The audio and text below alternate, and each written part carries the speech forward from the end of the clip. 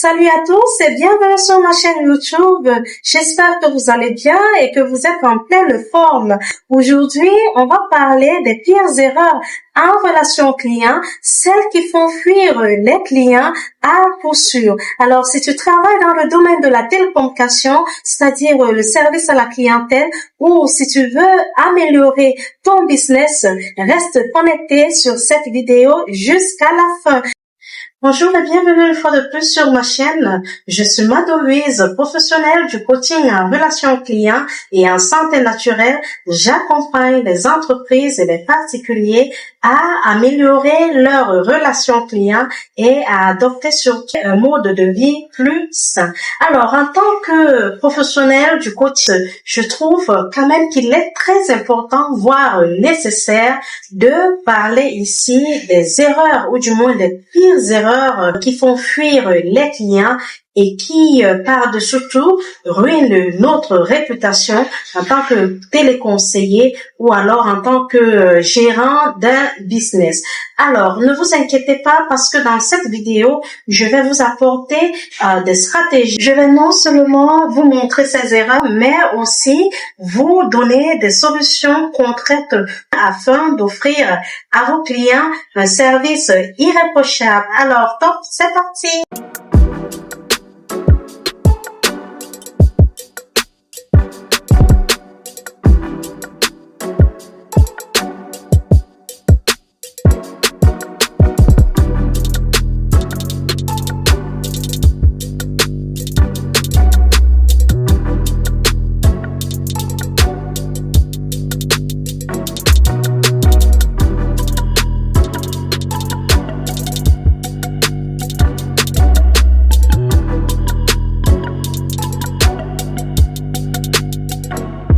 Imaginez un instant un client entre dans un magasin ou même encore vous entrez dans un magasin et personne ne vous accueille, personne ne vous répond.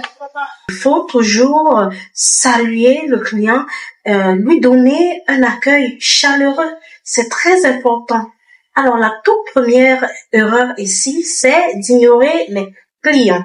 Ça brise complètement cette relation, ce contact visuel, ou du moins cette relation que vous entretenez avec votre client. Donc, il est important d'accueillir le client chaleureusement et d'établir un contact visuel, de lui dire bonjour, un petit bonjour tout simplement. D'accord? Il en va de même des messages non répondus des clients. Un client vous contacte par email, par chat et sa demande reste sans réponse. Le manque de réponse également brise cette relation clientèle, ou du moins cette relation entre l'entreprise et le client. Il est important d'être réactif, de répondre immédiatement au chat, à l'email ou du moins au message du client. Ça peut être par chat, ça peut être un appel, ça peut être par plusieurs canaux. Il faut répondre au message des clients. C'est très important. Alors, la deuxième erreur ici, c'est le temps d'attente. Le long temps d'attente, je veux dire. Imaginez un client qui vous contacte pour un besoin très urgent. Par exemple, il n'a pas de connexion Internet tandis qu'il travaille de la maison.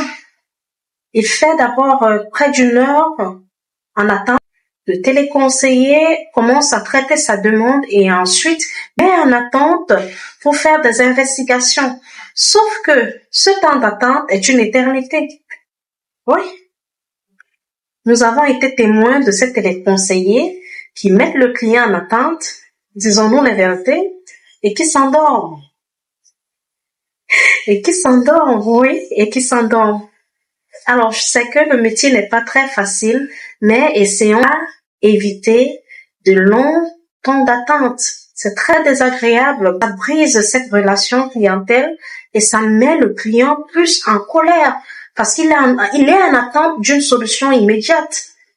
Il veut que son problème soit résolu et à temps. Donc, évitons de faire attendre le client pendant longtemps. Il y a des clients qui restent 20 minutes en attente. Holding time, 20 minutes. c'est trop pour un client et surtout qui est dans le besoin vraiment urgent. Alors, la solution ici, c'est de toujours informer le client, c'est-à-dire revenir vers le client de temps en temps, même si ça va vous prendre assez de temps, plus que prévu pour mener vos investigations, il faudrait rafraîchir de temps en temps votre client. La troisième erreur ici, c'est le manque de formation des employés. Nous avons assisté à des cas où un client a appelé pour savoir s'il a besoin de forfait premium pour connecter son domaine, ou du moins pour que son domaine soit en ligne. Et le téléconseiller a été incapable d'apporter une réponse concrète à cette question basique. Les données changent à tout moment. Donc c'est la raison pour laquelle il faut rester à jour.